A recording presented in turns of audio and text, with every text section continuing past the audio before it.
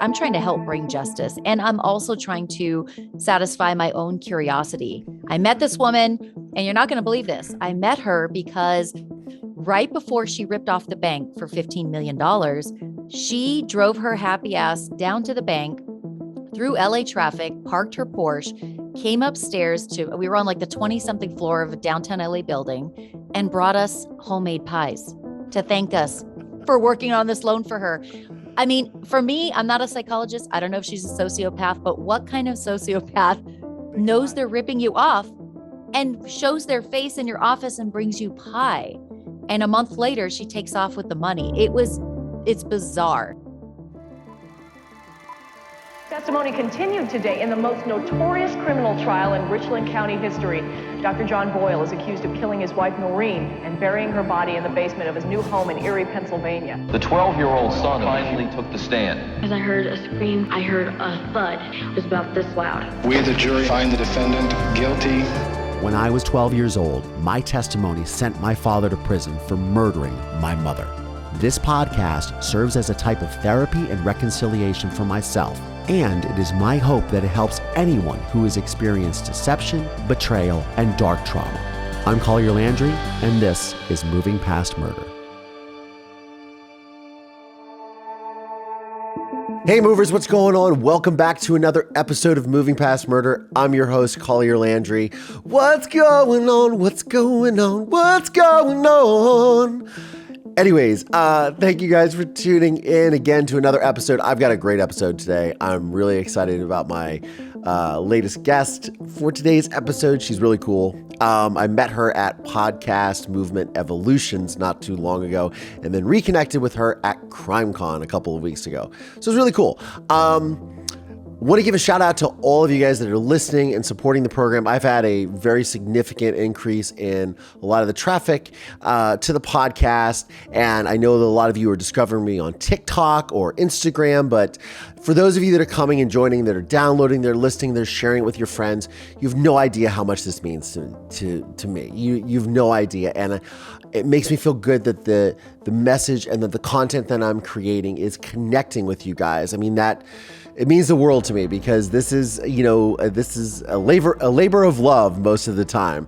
But I want to also give a special shout out to my newest and latest and greatest Patreon subscribers. They are Christina Minogian, Michelle Kimball, and Mary Marshall Wynn. Thank you guys so much for joining and supporting. It means the world to me. I love all of you guys. Thank you so much. There's my sort of spiel of the day. But yeah, I'm really grateful for the support, guys, honestly. And thank you so much. And if you don't follow me on any of the socials, I'm on TikTok, I am on Instagram, I am on Facebook, Twitter, blah, blah, blah. It's all at Collier Landry. If you're watching this on YouTube, please click like and subscribe. It helps with the algorithm, which helps me in the long run. It helps you guys as well. I normally do a listener shout out every episode, as you guys know, either from my DMs or somebody posts something on social, but I want to kind of give a blanket one. And this is a question that I've been running into a lot as the podcast grows and as people are watching more of my content or listening to more of my content. I get this question a lot, and it's a frustrating question for me, and it's somewhat annoying, but it's not annoying for the normal reasons. It's not because people are asking me all the time, because I think it's a very valid question. The annoying part is that I don't really have a good answer. And that is what happened to my sister, who was there when the murder happened, and you guys really want to know what my relationship is like with her. For those of you that have seen the film Murder in Mansfield, you guys know that I've reached out and tried to contact her. Straight up, I have not seen her since, I believe, January, February of 1991. Our foster parents, which then became her adopted parents, they didn't want custody of me, so I went into the court system. After being in foster care, but she was adopted by them, and they just decided to remove me from her life, and that was their choice. They were her parents, and that's what happened. So that gives you guys kind of a little bit of a background. I have tried to reconnect with her so many times over the years to no avail. I hear stories every once in a while, but not a lot. She appears to be a ghost on social media. I am not actively trying to make her feel uncomfortable or anything, so I don't, I'm not aggressive when trying to contact her or anything, because I can't find her, and if she is listening, I am here for you. I am an open door, an open book. You can come to me anytime. Like I've told all of my family over the years, especially the ones that abandoned me because of this nonsense of my father murdering my mother. I forgive all of you, and I want all of you in my life, but that's up to you. It is not for lack of trying on my part.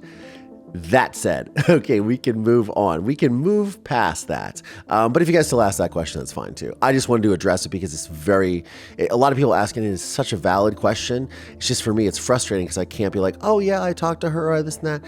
It's unfortunate. So, but hey, life is what it is. So for those of you who've listened to the podcast or followed me for years since I made the film A Murder in Mansfield, you know that there is one thing that I am there's a lot of things I'm super passionate about. Let's just keep it real. But you know that there's one thing in particular that I'm really passionate about, and that is people's obsession with true crime. I mean, this is a somewhat of a true crime podcast, I guess, because of my story, and I talk to true crime people and survivors, but I am very, very, very interested in why people are into true crime. Now, when it comes to like murders and just violent crime in general, I am sort of perplexed. As someone who has lived through a murder, I don't have any fascination in it, but I am interested in people's reactions and what they see in that. It was one of the amazing things when I went to CrimeCon to talk to true crime fans to kind of really understand, I call it an obsession, but, just a general interest in true crime. So for me, when I get to talk to people that have successful true crime podcasts, I'm like all ears, or they're journalists. Like we've had Chris Hansen on the show, who was amazing, and I asked him what his perception of true crime was and why he thinks people are obsessed with it. I've asked many people, someone such as Rebecca Reisner, who is the writer for Forensic Files Now blog. We discussed that in an episode towards the end of last year, and it was great having her on the show and discussing those things. So anyways, full disclosure though, when it does come to true crime, there are certain things that I don't ever look at them as true crime, but I guess they really are. There are things I am fascinated about, and that is like financial crimes, Ponzi schemes, people that think that, like, the Tinder Swindler is a big thing right now. People that think they can get away with shit like this is staggering to me. And maybe that's what people who are interested in murders and kidnappings and serial killers, maybe that's it. It's just the sheer audacity that somebody has the chutzpah, for lack of a better word, chutzpah, to carry out something like that. I don't know. Anyways, that's my thoughts. So my guest today is the host of Murderish Podcast. My guest, Jami Rice, is also the host of a very new and cool podcast, which is what I want to talk to her about today. And that is called Dirty Money Moves, the women of white collar crime. So we are going to discuss that podcast today because I'm interested in this financial crime stuff. And full disclosure, as I tell her, well, actually, you'll hear our interview. I'll give my thoughts at the end. My guest today is Jami Rice. She is the creator and host of Murderish, the podcast, which has been around for 7 years, 5 years? It's 4.5 years, going on 5 years. That's crazy. That's crazy. It feels like a lifetime. And, I'm so new to the podcast game, but we were just discussing your latest endeavor, which is something that, I want to have you on because I'm so fascinated with people that are really into true crime. That's, been a sort of a fascination my whole life of why are people fascinated with murders and these killings and kidnappings and things of that nature, having come through this myself, right? But one of the things I am really fascinated in the true crime world is financial crimes. You have a new series that you were telling me about. Right. And oh boy, yeah, this is a wild story. So I just launched my second podcast. It's called Dirty Money Moves, Women in White Collar Crime. And really the inspiration for the podcast was a woman named Mary Carol McDonnell. who I met in 2018 when I worked for a bank in downtown LA. I used to work for Bank of California. I used to do commercial loans, mostly like commercial real estate financing. But this lady walked in. She was presented to the bank by her high-profile attorney, a Hollywood attorney named Barry Rothman. And I didn't know much of anything about Barry Rothman at the time, and I never knew Mary Carroll. But what we did know is Barry made sure to present her as she's a very wealthy heiress. She is the heiress to the McDonnell Douglas fortune. McDonnell Douglas was the big aircraft company who merged with Boeing in like the 1990s, I want to say. So she was the heiress to the McDonnell fortune, which was worth about $400 million. Her cut of it would be about $80 million.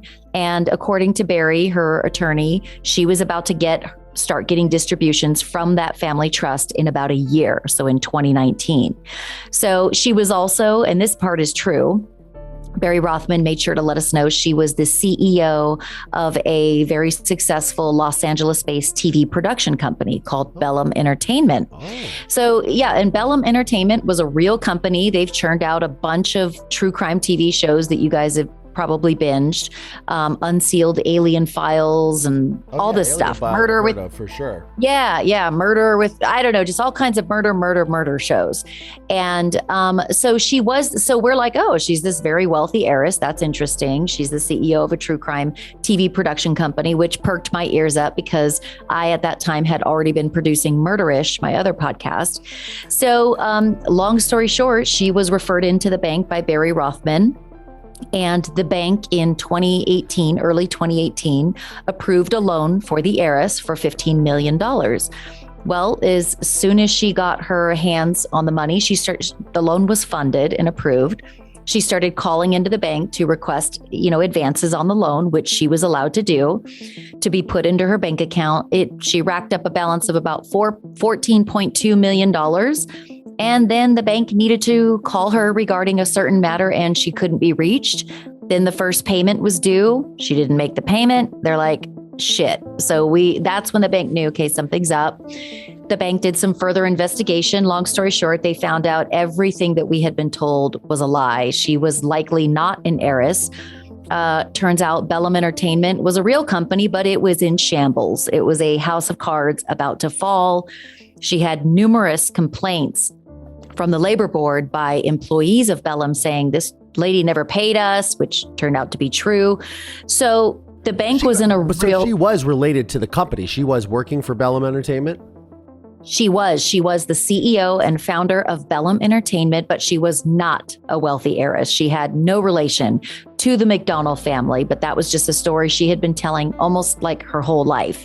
And we believe it's very, very likely that Barry knew all of this and was in on the scam, because now that we've started this, so what happened was then there was a shitstorm at the bank, right? The bank's like, we've just been scammed out of $15 million. And it was really stressful. I mean, I didn't have anything to do with the loan, but my 3 colleagues who I worked very closely with, they're the ones who brought her in as a client, and they ultimately got fired. And they had nothing to do with this, by the way. We were all, none of us knew none of this was true. They thought they were making a loan to a wealthy heiress, CEO. Yeah. So, but they got fired. I left the bank about a month after this happened because it was just a shitstorm. I was no longer happy working there, but I always remembered this incident and this woman. And I always told myself, I'm going to do a podcast on this woman someday, but I just need some time. I need to be able to research. And boy, did we ever. So I would say like 7 months ago, my team and I started researching Mary Carroll McDonnell, and we uncovered so much on her that it's just wild. This woman has been able to pull off scams totaling about $44 million to date that we can prove.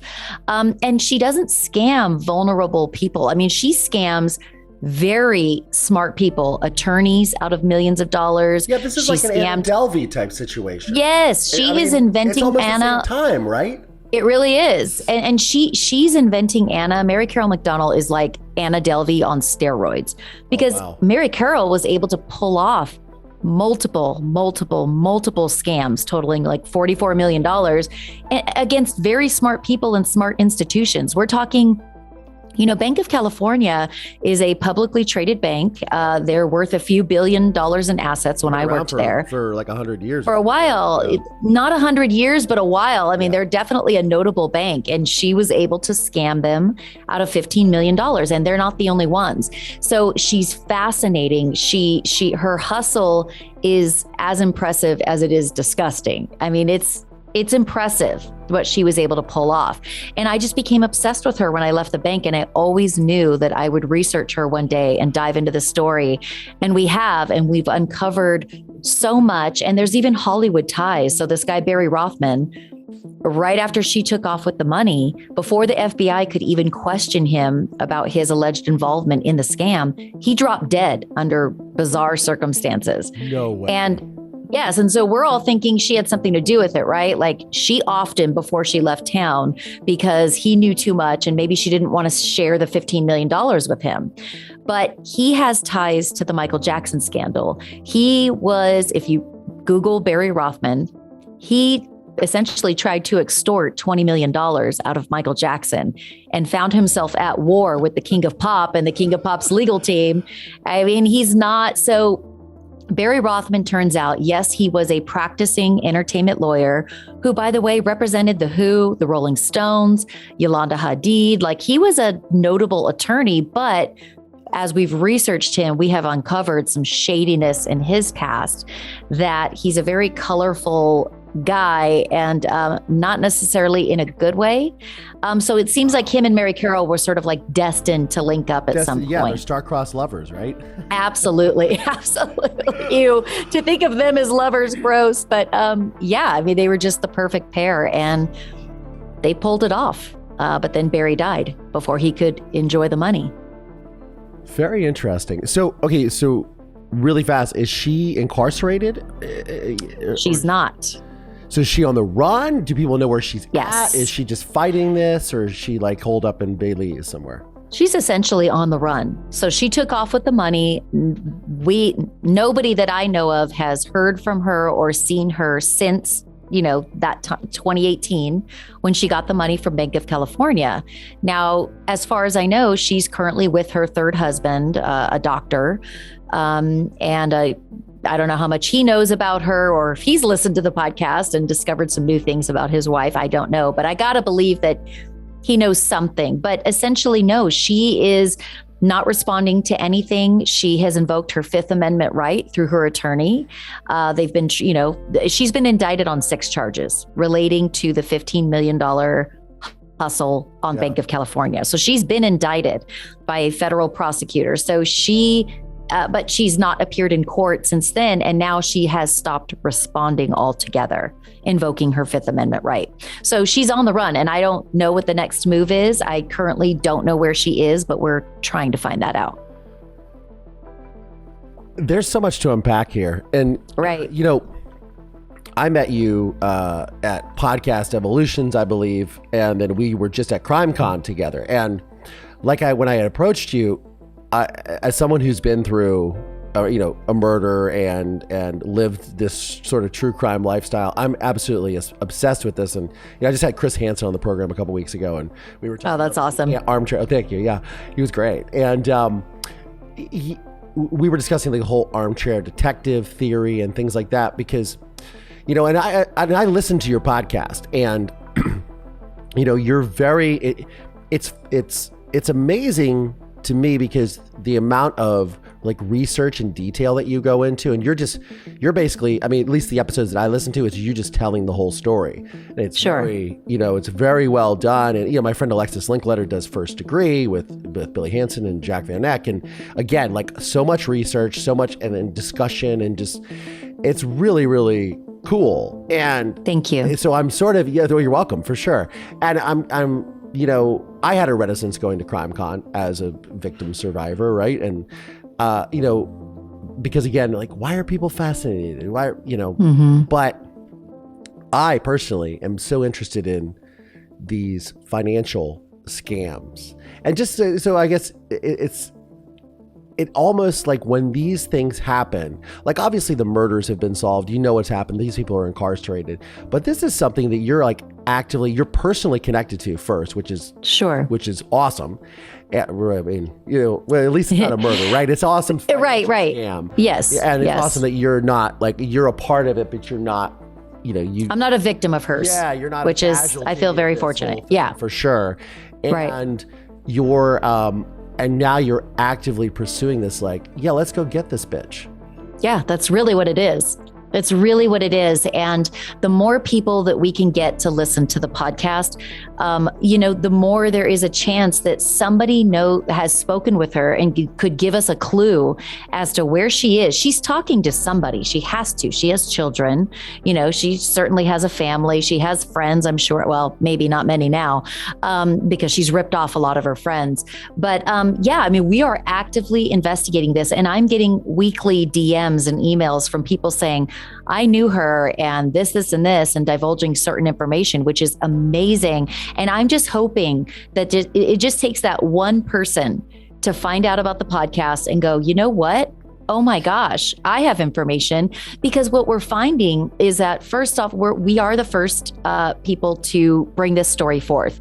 Nobody has told Mary Carroll's story. And we have truly uncovered things that are blowing people's minds and blowing my own mind. I didn't know there was this much to the story. I suspected that she had something interesting in her past and probably had done this before. I had no idea to the gravity of what she's done and how long she's been doing it and who's been affected and how she's gotten other people involved to help her. I mean, how does she do this? So, it is pretty cool. We are actively investigating it. And I am hoping that it just takes one person to reach out and go, you know what?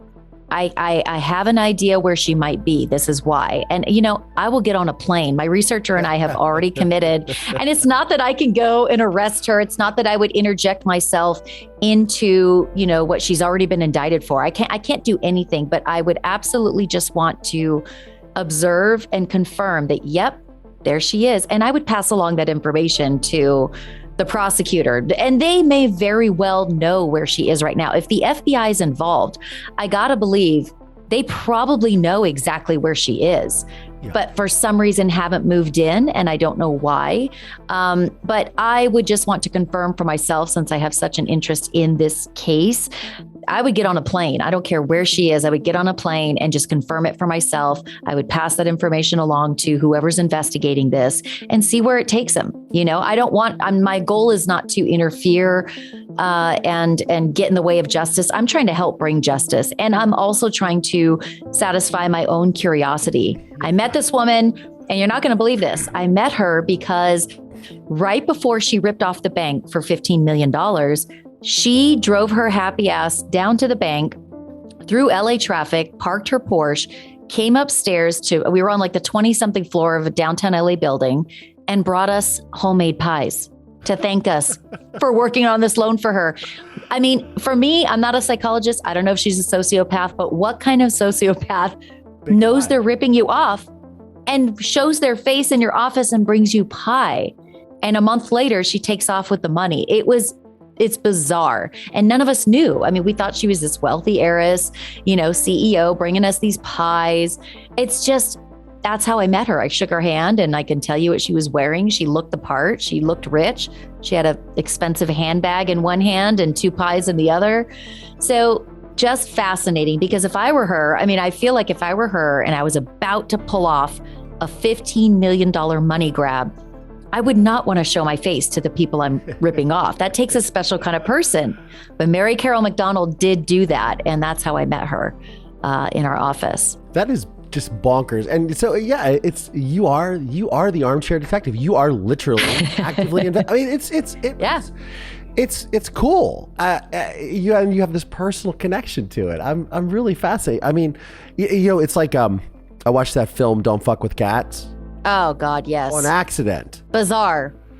Very bizarre, very scary. I don't normally watch those types of things. And I also don't normally go and double check the lock on my front door, but I did that night. Mm-hmm. I was like, just make sure it's okay. But you look at something like that, and I don't know what I found more terrifying, honestly. Was it what the perpetrator of this guy did? Or was it the fact that these people were so relentless in social media and could delve into all this stuff to find this person? Because they seem just as obsessed and pedantic about this. And I'm like, that's terrifying too. So I'm terrified of both of them. Yeah, I mean, both angles are interesting. So part of the reason I'm interested in true crime is I don't want the gory details. I don't, that's not at all what I'm after. I want to dive into the mind of a killer. I want to dive into the mind because they are so far from the average everyday human being, their psychology. What is it about their brain that makes them different enough to be able to pull off and be able to murder? I could never murder somebody. I mean, you hurt my kids, I could probably murder for that. 100%. But right. Or my dogs. No, 100%. But yeah, but you know, my family, but yeah, but it takes a special kind of person, I think, you know, their psychology to be able to murder somebody. But equally fascinating are the investigators. What tactics did they use, whether they're a professional investigator or armchair detectives? I'm so fascinated by what tactics they've used to be able to find the killer, it's fascinating. I'm also really, I don't want to keep using the same, what is the word? What is the word I'm looking for? I don't want to keep saying fascinating, but what I find very interesting is how people seem to, in this day and age, think that they can get away with this shit. Exactly. Because it's like the Tinder Swindler guy who of course has gotten away with it. He's getting a deal. He's signed with like UTA or some big agency and they're going to get him a dating show. I mean, what a piece of shit. First of all. And second of all, it's like what a, it is fascinating to me, the chutzpah or the sociopathy and the psychopathy behind these people that actually, the narcissism, that they actually think they're going to get away with this shit. And then they do, and then you're just like, fuck them. And it pisses you off. It does. It really does, because you just, you want to have this sense of justice, right? And you want to see these things to fruition, and you want to go, okay, I want to see the bad guy go to jail. Yes. And sadly, it feels like a lot of times in this day and age, that is just something it is not the case. You're exactly right. And I am the type of person, and I know I'm not the only one. I get so angry when there's a misjustice, like injustice. I'm sorry, like O.J. Simpson. It pisses me off still to this day. That's like, it's so obvious that he did it, but he really never has had to pay for that brutal double murder. And, you know, in the case of Mary Carol McDonnell, you know, part of me thinks, and I'm not the only one, Mary Carol McDonnell, she's so probably narcissistic. Again, I am not a doctor, so I cannot diagnose her, but she's probably narcissistic. She is self-absorbed. She'd probably be flattered to know that we're doing a podcast solely based on her. Come on. But I want to be the one laughing when she's perp walked, and I'm totally dramatized. In my mind, she's perp walked. It's your fantasy. It's great. Yeah, it's my fantasy, but I want to be the last one laughing, and all the people that she stiffed and ruined financially to go, yeah, cool, we have a podcast about you. I'm glad that flatters you, but now you're behind bars, right? Like, that would be so amazing. But part of me thinks she's probably flattered by it in some way. 100%. You know, it's really funny you said that. Like, I'm thinking about my podcast, right? And you know, I started going viral on TikTok recently, like a week ago when we were at CrimeCon or whatever. And I started thinking, like, the other day, I wonder if people are reaching out to my father in prison. Oh, because yeah. my stalker did that for sure. But I'm wondering, like, are people reaching out to him and being like, oh, we discovered you on this podcast that your son has. And, you know, I can only imagine. And that was just, and I think that, you know, somebody said to me, do you think your father listens to your podcast? And I was like, I don't know. I don't really care either. But the thing to me is, I started thinking, well, yeah, what if he does? And what if these people just reach out to him? Because there are obviously fans and people that, you know. There are people out there listening who could go and tell your father, hey, this is what he's saying. And not that you care, obviously, because we're putting ourselves out there. We know that that's a risk we run, you know, whether we care about it or not. Sure. But I think the same thing with this new podcast with Mary Carol. She's got friends and family who are going to find out about it, and they're going to tell her. And I wonder if what she would think about it, right? And it's kind of surreal, because there are sources that we've used who know Mary Carol very well, but they want to stay anonymous. this person that I'm thinking of right now, who's been a major source for us of information, I'm sure they are blown away. It's surreal for them to listen. And they're saying they're learning new things they never knew about this person that they've known for however many years, So I thought that was interesting when you were saying that. It's like there's people out there listening, probably letting your father know, the things that you're saying on your podcast about him, which is a little, it's weird, but we run that risk. I mean, we're putting ourselves out there. Yeah, we do, for sure. I would, it's so, it was something, and it never really occurred to me, but it was after CrimeCon, and I'm like, I wonder, because people ask me that. They say, oh, do you think your father listens? And I'm like, I don't really know. I mean, I don't know if he's seen my documentary. I don't know any of that. I think for me, obviously what I've been through is the murder of my mother by my father. I witnessed it. I put him in prison, or he put himself in prison, but right. The scary thing is that, it was treated as a missing persons case, and it was this 11-year-old kid saying, I know she's dead. And then I find the picture of the house, and that's where they ultimately find my mother's body buried in another state and things like that. Right. So I look at the destruction, because for me, my impetus of just even moving to Los Angeles to become a filmmaker and do all this is, from that moment that all of this occurred, I was like, I need to do something with this story. And I also need to honor my mother. And that became this sort of relentless drive for me, because, back when I made the film, or long before I made the film, actually, I realized that we as a society, look at the situation, okay, the victim is dead, the bad guy goes to jail, the gavel hits, judge says, next, state gets its restitution, and we don't look at the consequences of violence and the consequences and the ramifications on communities, families, those types of ancillary victims, right?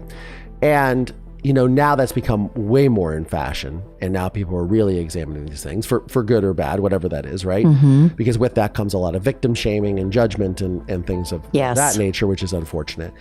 On the flip side, when I think about financial crimes, which I often will refer to as financial violence, I almost feel like it is even more insidious than somebody killing someone. You think about the destruction and the collateral damage of someone that maybe invests their life savings, like with a Bernie Madoff, for example, or this woman who takes money, right? Now, obviously a bank, and obviously there's some ramifications, and of course, because people work at a bank, somebody's going to get fired, somebody's going to be held accountable, even though they don't know any better than anyone else, right? Right. That doesn't necessarily matter. But what I find probably the most insidious thing about these financial crimes is the people who, worked their whole life, invested their 401k, then they wake up one day and go, they were a scammer, it's gone. And then you think about how that translates into life, right? So if you're retired, okay, you have no more retirement. What do you do? But also if you're younger, and then this throws a monkey wrench into your family planning, your family's financial security and future, what does that lead to? Violence, right? That's going to lead to another form. If your spouse loses all your money, you might want to kill him. And you might actually do it. So I feel like in a lot of ways, these types of fraud, these crimes of fraud, these cons, they're ultimately a lot more. I mean, obviously, I don't want to ignore the devastation of a murder. Of course. That because it's devastating. But speaking with my sort of authority on the subject, I think that really, when you look at these financial crimes, because we treat them as more benign and not for as they are, like a financially violent way of treating someone. And then they're looking at those repercussions and ramifications on families, and then how that also incites violence. I think that is probably the most tragic thing about these situations, and also the thing that I find most fascinating. Yeah, I absolutely hear what you're saying. And, with Mary Carol McDonald specifically, it was a slow burn. She I think about the damage she does to somebody's psychology, like their mental well-being, because she had been manipulating them for so long. She had very close friends and colleagues who knew her, who trusted her, who loved her. So much so that when she came knocking on their door, I'm talking about she had some attorney friends and some old colleagues in the TV business who were wealthy people, came knocking on their door and said, hey, do you want to invest in my family trust? As the heiress, she's, my family trust has a gifting program. We'll get you a 20-30% return. And, programs. Yes. And they went for it. And in one case, one of her close friends, and I'm talking, these are close friends of hers who trusted her, invested over $3 million of their money. Do you know what that must have done to his marriage, his family, his financial well-being, the plans he had for his own business, his own, retirement, that he'll never get that money back. And that was his friend. So now he's trying to deal with, oh my God, I loved this woman. I trusted her. She was my friend, and she just ripped me off in cold blood. It's like, yeah, the money's gone, but now he's also left with the damage, to his mental wellness over what she did. And I think that this could, lead couples to get a divorce because it puts such a strain on the family financially. Suicide. You're absolutely right. So there are all these things, these what do you call it, that could happen in the aftermath of it that you don't think about it. It's not that she just took $3 million from a guy who was doing pretty well in life. She caused so much other residual damage that cannot be defined. Yeah, it's not like she scammed like Bill Gates out of $3 million. What is that? Like, right. Like a drop. Drop in the bucket. Like him losing his, dropping a nickel on the sidewalk. Sure. These are people that that represents a substantial portion of their financial stability. Yeah. And life planning and things like that. And then they can't pay the mortgage. They lose their house. That spirals, and then then they get into a car accident. They start taking opioids, and then you're exactly right. You could say that is exactly right. And I don't know, when you said suicide, it's like Barry Rothman. I told you her colorful attorney who had ties to Michael Jackson. What he did with that alleged victim's father, he and the alleged victim's father both. It seems like they teamed up to try to extort $20 million from Michael Jackson. But when all was said and done, the father ended up dying by suicide. Yeah. He was never the same. And I'm not saying he was that good of a person. It sounds like he definitely used his son's potential tragedy for his own financial gain. That's what it seems like happened. Sure. But there's just all this stuff, these bigger things that can happen that you just keep re-victimizing people over and over and over again when you mess with, like you said, their financial stability, and you just steer them in the wrong direction. And Mary Carroll certainly, she just did it over and over and over again. And she did it to people who were the closest to her. We have evidence that she, forged the signature of her own sons on court documents that would implicate them in a potential crime. Forged my mother's name on the house that my mother's body was buried in. Disgusting. Yeah. It's disgusting. And people do these things, and I'm fascinated. I'm disgusted by it, but I am fascinated by it because, again, it is so far outside of what the normal, average, everyday human being would be capable of doing. Oh, yeah. But yeah, Mary Carroll is a very, very selfish and tenacious scammer. She is tenacious. I have people that tell me that she tried to get them to invest in her gifting program. And when they repeatedly told her no, she was not happy. And she would keep going at them and going at them and going at them. The word no never meant anything to her. But they're insulted. Their narcissism is insulted by the fact that how dare you insinuate that what I'm offering you is anything but legitimate. Absolutely. You really insult them, and then you're like, but I don't want to participate in that. Yeah. And it's interesting. I've seen this happen even in situations where people are, doing like, I've just seen it happen so much. And Oh yeah. very like the salesman approach. They just get angry. Like, how dare you say that I'm inauthentic? Gaslight the shit out of people. Like, no, but that's exactly what this is. Like, yeah. I paid for this. And they're like, how dare you? I'm insulted. Yeah. It's just so gross. It's so gross. And it's destructive. It's manipulative. It's destructive. And there's no shortage of it in the world, which is really scary. You're exactly right. And it's people, like you said. You reward them. Like, look at the Tinder Yes. Swindler. Then they're rewarded. So you just keep going. Anna Delvey got $300,000, didn't she, for Netflix to be able to tell her story? Or I don't know how all that worked. But and again, you sort of go, well, okay, why in the hell don't they go, okay, great. Yeah, she got $300,000. We're going to take 90% of that and disperse that to your victims. Where is that sort of thing? But there's always some lawyer that's behind it, that's looking out for them because they're looking out for their own interests and their paycheck. And it's just, I have many friends that work in law enforcement, and they're like, the American justice system is fucked, but it's still in the world. And it's like, it kind of is. And scary. That's very frightening. And it's like, you think about things that go on in other countries where people legitimately act with complete impunity. Doesn't matter what they do. They can invade a country, a sovereign country, and be like, screw you. It's mind-boggling. It is, and we do see all of it. Yes, I think we see our own form of that here in the United States, because we see Harvey Weinstein was able to get away with being not just a creeper, but a full-blown rapist and sexual predator in Hollywood for decades. And so many people knew it. But he's a powerful celebrity with a ton of money, and people cover it up and they don't talk about it.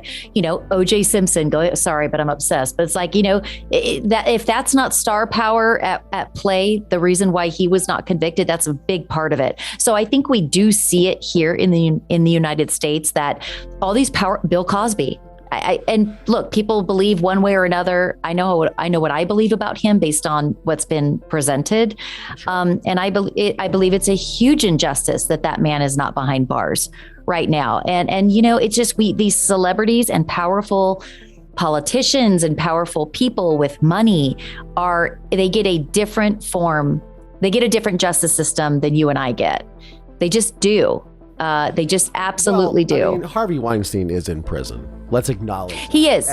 He is. It just should have been sooner. Sure, yeah. But he's fucked. I mean, the end of his life is fucking miserable. Let's just keep it real. So I think there is some justice in that. And there is some sort of solace that the victims can take. The thing that I'm bummed about the most is that he made such great movies. I know. I know. I so love these films that he made. And then you find out he's a complete... I mean, and my director, she had an instance with him and her friend, and she's like, yeah, he is a full blown, he's a sexual predator. Wow. And, I remember we were in Amsterdam, she was sharing me some of his stories, and I was just like, this is terrible. But again, he's at least behind bars. But I think it's sort of when you see these people, the Anna Delveys of the world, the Tinder Swindlers, these people that then they're turned around and rewarded for it. I mean, like, somebody said to me, I hope that I did an episode about Chris Watts and my father. I call it the Sociopath mashup.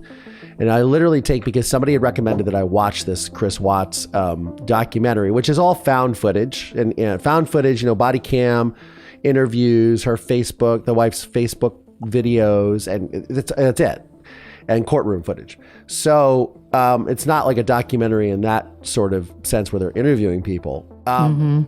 What I found, first of all, it creeped me out. I didn't know what I was going to be watching, and the story is just disgusting and tragic, and it's terrible. But also the thing that when I was watching it, I'm looking at his mannerisms and the victim narcissism and everything. I'm like, this is my father. So I literally do an episode where it's side by side, Chris Watts and my father. So I show Chris Watts what he's talking about, then I analyze that, then I talk about my father, and I literally show courtroom footage. I show footage from my documentary with me talking to him, the way they change their stories, all these things, and then the victim narcissism thing. But somebody said to me or one of the things in the Chris Watts documentary is he says he's haunted by the sounds of his children's voices as he's snuffing them out, essentially. And somebody said to me, do you think that your father, I really hope that your father, every night when he lays his head down, can hear your mother's voice? And do you think that is the case? And I said, this is what you're missing. My father's a sociopath. He doesn't have any empathy. So sure. Even as much as I'd love to think that or whatever, I mean, for me, it's like that's sort of a, that's like a revenge or a sort of anger thing with me, and I don't have that. I've made peace with the situation long ago. But I was explaining to this person, I said, first of all, I don't really wish that. But second of all, I don't even think it's possible. Because people like that, the way to understand these people is to understand that they are not wired in a way. You're exactly right.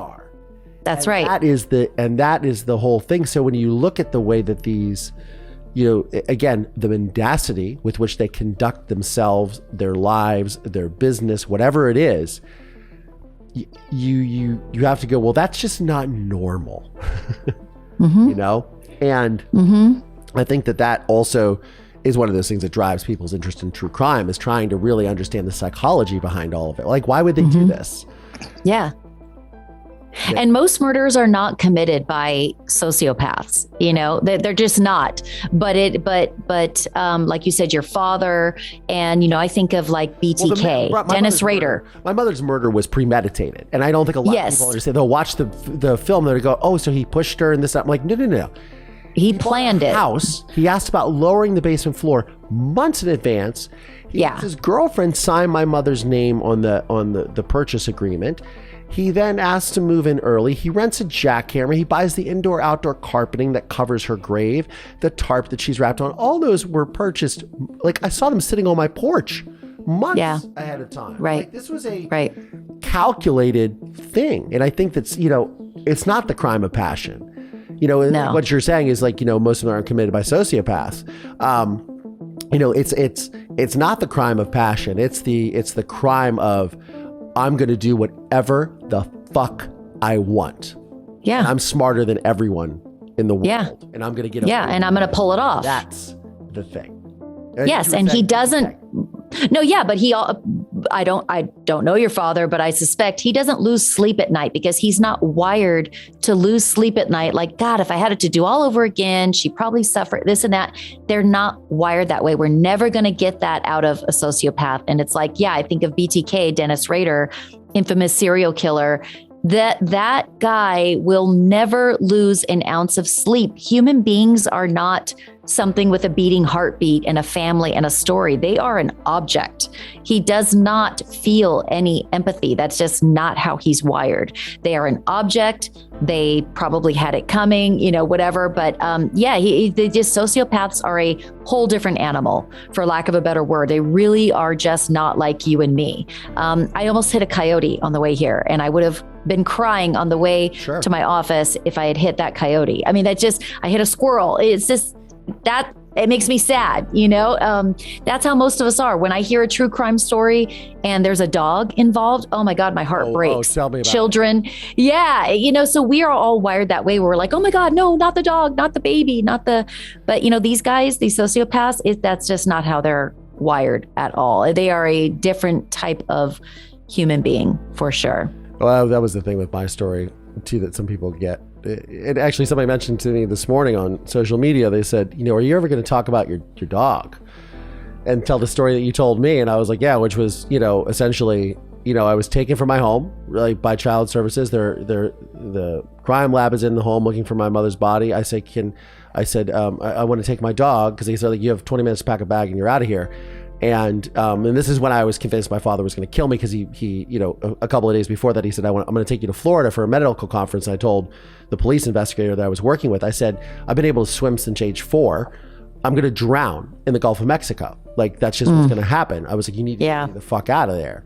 And I don't think I used the F word at the time, but I was like, I need to get out of there. Get out of here. Yeah, you knew. And he knew like, oh, this is probably the only potential witness to this murder, and he's going to be gone.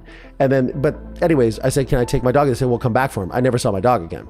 I never found out what happened to my dog always bothered me. Of course. Flash forward to I'm doing the premiere of the film in my hometown, in the theater that my mom used to volunteer at. Yeah. 2,000 people. Really, really just an amazing thing to be able to do. And the projector goes down because it's so hot. It's like 103 degrees. And I noticed, and I had noticed a woman wanting to, I don't know why I'm getting off on this tangent, but I noticed a woman trying to it's talk to me interesting before the show. And then this projector goes down. I run upstairs. I knew it overheated. I was like, oh, I hope it didn't blow a bulb. You know, me working in Hollywood, I know these things. I've seen it happen as many times. But this woman comes up to me in this sort of forced intermission. And this is like totally my mother's spirit at work too. She comes up to me in the intermission and she goes, you know, I was, I'm sorry to bother you. I didn't, I wanted to talk to you earlier. And I was like, oh yeah, I had noticed you. How are you? And she said, I think we had your dog. Did you have a wire-hair fox terrier? And I was like, yeah. And then I just like, oh, of course you did. She's like, I want to tell you that we received him and we weren't sure if it was your dog, but she's like, I grew up on a farm. We had horses, pigs. He lived the best life. He would sleep with the little piggies in the pig pen. He had space to roam. We loved him so much. He lived a long and happy life. And he was a really happy dog and we took really good care of him. And I was like, oh my gosh, that is the best story ever. Yeah. And for anybody who loves animals, which is, I would venture to say most human beings, that's so touching. Oh my gosh, anytime it involves an animal, your heart breaks because they're so innocent. It's just like kids. Sure. You want nothing bad in this world to ever happen to an innocent animal, an innocent child, an innocent, anybody. Oh, I love that story. And it probably was your dog.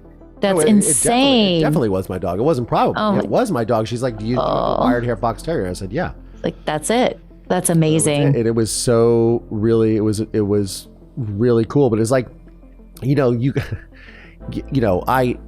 my whole life was in pursuit of making that film and telling that story, right? And it still has. I mean, obviously, the podcast is just another version of this, right? And, the amount, you talk about when this woman gets caught, right? And you see her doing the perp walk and people are like, okay, you bitch, you're going to prison. The amount of satisfaction that gets people is just like, okay, well, at least there's some sort of sense of justice. You multiply that times, also with me being able to tell the story and having these unanswered questions. And look, my father would never admit while he killed my mother. And that was the literal reason why I did all this. I wanted to get those answers. And then I realized that wasn't, I did a TED talk about this. What if the answer you seek is not the answer you need? And it ended up being that I didn't need that. I didn't need that for closure. In fact, if I had gotten this sort of confession from him, I probably would have had more questions. And coming to that level of acceptance and self-awareness and understanding, okay, this is what, I'm okay with this and moving on is so key to your own mental health. I mean, this is Mental Health Awareness Month, right? But also, being able to have those answers to those things that have always bothered you, or, I was abandoned by my entire family and thrown into the foster care system. Both sides of my family were like, we want nothing to do with you. I was 11. That blows my mind. That absolutely blows my mind. It's insane. But because of all that, and then the film and everything, I've discovered these new relatives of mine that were, like cousins, on both sides of my family that were always curious what happened to me. And were always like, why didn't anyone take this kid? But they didn't really know. Then the film comes out and they're like, oh my God, here he is. And then they discover the podcast and they discover me on TikTok. And then they're like reaching out. We're having these conversations and I'm getting to have this. I mean, look, I was adopted into a great family and a big family. And that was wonderful, right? But amazing, yeah. To be able to have these reconnections with other family members was really is that I didn't even know that we're like, we just want you to know that we didn't stop thinking about you. Yeah. Wonderful. That means a lot. It's I'm sure. Yes. Yes. And again, those things of just, tying those loose ends in a lot of ways and opening these new doors and going, oh, okay. Not everybody was bad in my, we got fire trucks and I hear. Want your camera on it. I want to see what's going on. No, I'm just kidding. I want to see what's going on too. I don't know. It's one of those days. It's like every time you try to record, and I have neighbors moving in across the hall too, so that's fun. Oh yeah, just add a little cherry on top. Just add a little, at least there's no construction. At least they did all the hacksawing and drilling earlier. No, but there is, and one of the reasons why I do my program is because I want people to know, because look, when I was in foster care, 12 years old, facing, sort of staring down the barrel, the nadir of my life, if you will, going, okay, I'm testifying, like my life is over either way.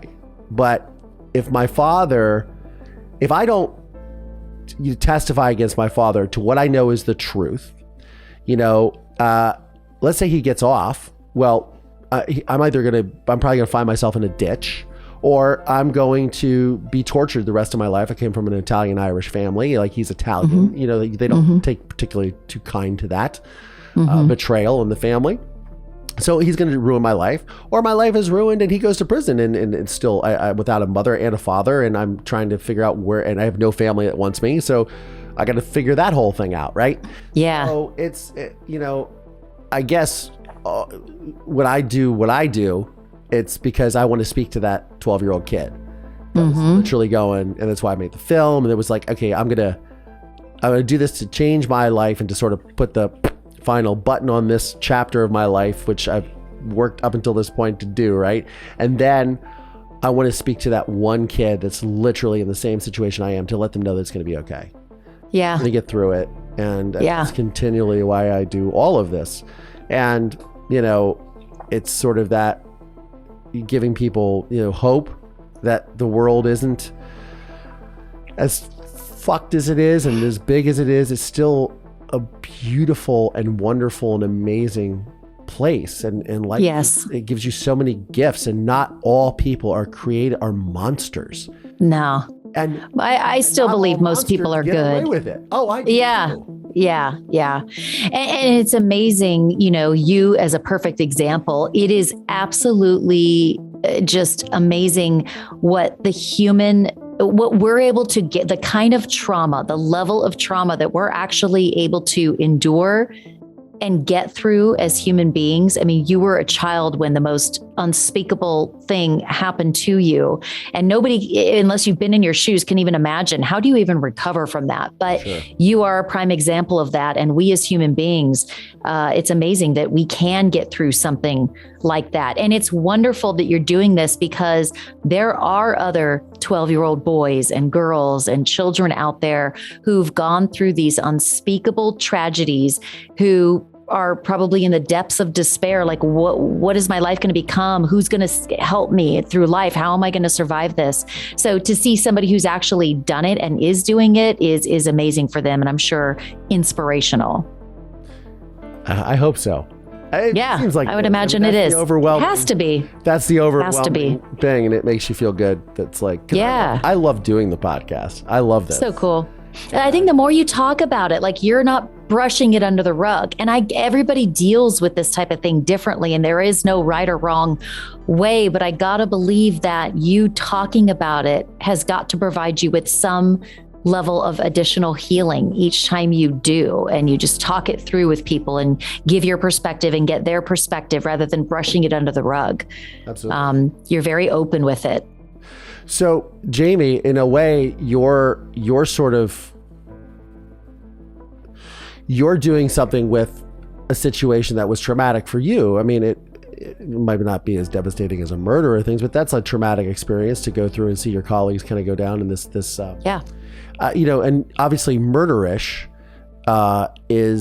deals with murders and cases of that type of ilk, right? Mm-hmm. How do you sort of And what do you find in ways that people cope? And how do you cope with just hearing this over and over again and really dissecting these cases? I'm sure, not every case gets to you, but I'm sure that when you're discussing and researching, you sort of delve into. I mean, I spoke to Heather from Big Mad True Crime. Mm-hmm. Love Heather. Yeah. We started talking about Chris Watts, and she goes, "Yeah, I do a 10-parter on. I delve through the 2,000 pages of court documents that I read through." And I'm just, she's like, "It's fucked. Like, there's so much that people don't know."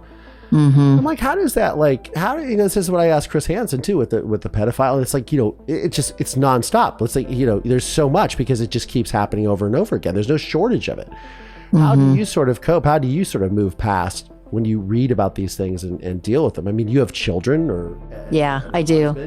Family, and I'm sure there's things that jilt you that you go, God, why is this? Is the whole world fucked? I mean, what do you process? It's really, it's like you said, certain cases are much harder than others. Gabriel Fernandez was a little boy who was essentially, if you're from LA. Exactly. So I covered his case, and that case will stick with me forever, and haunt me. And I am not the only one. His case is just the absolute worst I've ever heard of.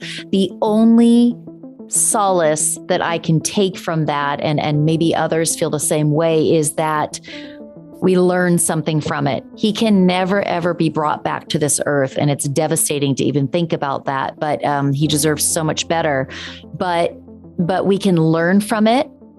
And it will not prevent this from ever happening again, unfortunately, because the world is imperfect and people are imperfect. And this probably will happen again.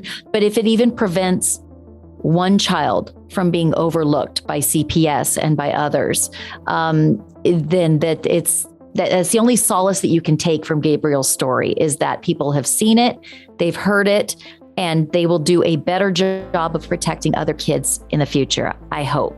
That's one way that I cope. And the same thing, when I cover a murder case where a woman is in a domestic violence situation and ultimately is murdered by her partner, it happens. It really is. Intimate partner abuse really is an epidemic, and I can't explain. Right, it is, and I think the more we talk about it, the more other women who are in that situation, and of course there are women listening to the podcast who are in that situation, because that's what statistics tell us is happening, that they can listen to it and go, okay, I don't want that to be me. Let me take some steps to try and get out of this thing. I hope, I hope, because I have learned from listening to other true crime podcasts, I have learned basic safety skills as far as trying to just be a safer person. I'm a woman, so I am vulnerable. And I've learned ways to keep myself safer by listening to true crime podcasts. So I got to believe that us, who are covering these cases, that at the very least, yes, people are listening for whatever reasons. Some people are in it for the gory details. Some people are not. But at least I hope that they're learning, especially, kids who might listen to it. My teenage daughter listens to True Crime Podcast. I hope that she has learned something from it. Women who listen. That's really the only solace that I can take. It's really hard sometimes, and I often have to take a break from covering cases involving kids, because I have kids, and it really touches me, as I know it does so many other people. But it's a very dark thing, and murder is a real thing that happens every single day, multiple times a day. And you can't explain it, but that's how certain human beings are wired. It will continue to happen, but I do hope that people learn something from listening to all these true crime podcasts, how to be safer. Yeah. For sure. By the way, I love your logo with the sugar skull. Oh, thank you so much. Yeah, that's one of my favorites. Yeah, that is so cool. I love sugar skulls. Yeah, it's very cool. My guest today is Jami Rice. She is the host of Murderish Podcast, and her newest endeavor is Dirty Money Moves Podcast. Check it out, where she explores the consequences of financial violence and a case that is very personal to her. I highly recommend it. Jami, thank you so much for your time. Thank you so much for having me, Collier. Glad I met you, and I'm going to start listening to your show now. I started listening to one of the episodes, and now I'm like, okay, I've got to hear your whole story. So I'm glad we met, and I appreciate you having me on your podcast. You're most certainly welcome. Glad we met too. I want to thank Jami for being on the podcast. And God, doesn't she have a great voice? It's like one of those made for just, like podcasting. It's so cool. It's a good thing she's doing that. I want to thank her for also sharing her new program, Dirty Money Moves, because I think it's very fascinating. I also love, for me, and as I've said before, with my sort of journey into this true crime world, it's very personal for me. And to hear also, especially with this new program that Jami is doing, Dirty Money Moves, how that is a personal story to her, having worked at Bank of California and dealt with this woman. And, when I talked about chutzpah earlier, the McDonnell Douglas fortune, that's a lot. I think some of you guys have seen Inventing Anna, which is a new series that's come out, or Bad Vegan, which was a docu-series. It's interesting when these people pull these scams, and just, I think that when you're trying to pretend that you're someone else in order to take advantage of people financially, it's horrible.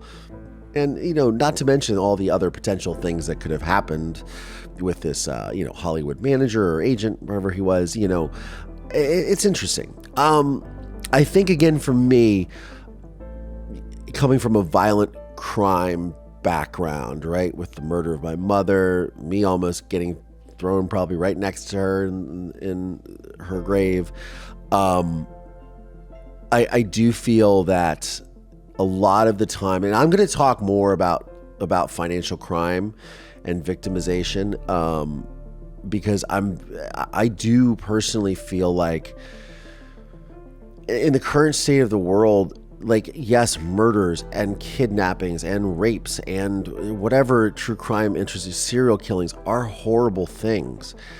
I really feel like financial crime is almost worse because I feel like it spawns all of that, if that makes sense. If you're in a desperate situation with money, if you have all your money stolen, like by a Bernie Madoff or by this Ann McDonald or Mary McDonald,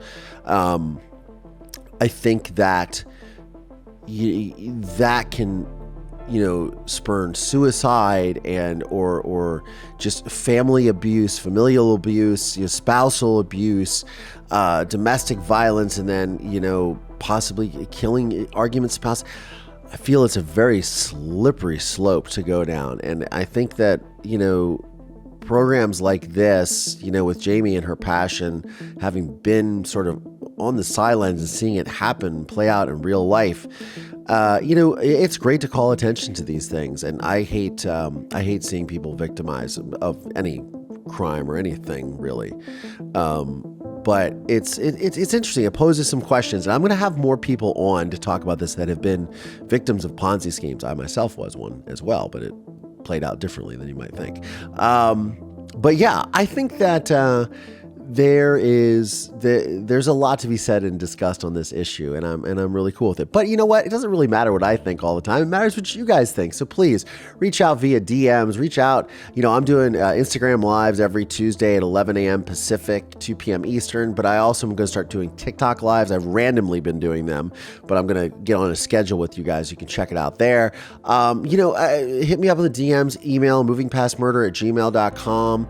I want to hear from you guys. It's now that more and more of you are joining the program and listening and supporting. There's a lot more of them to comb through, and I do try to see every message, guys. I do try to respond as much as I can. I do get them, it goes straight to me in my account, and I try to respond as much as I can. But for those of you that don't, it might just mean I do. While I make this podcast happen and grow bigger and bigger, I am a filmmaker, and I do have a career that I'm working on too. So, but I thank you guys for the support and for reaching out, because I listen and I read everything. So, on that note, I'm Collier Landry, and this is Moving Past Murder. Thanks, y'all.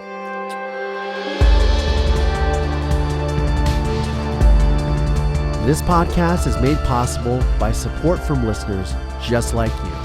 Please subscribe via Apple Podcasts, Spotify, Audible. Find us on YouTube, youtube.com/Collier Landry. The film A Murder in Mansfield is available on Investigation Discovery, Discovery Plus, and Amazon Prime Video.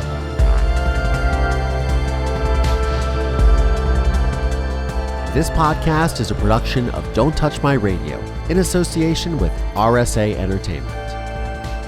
Please visit mpmpodcast.com to show your support today.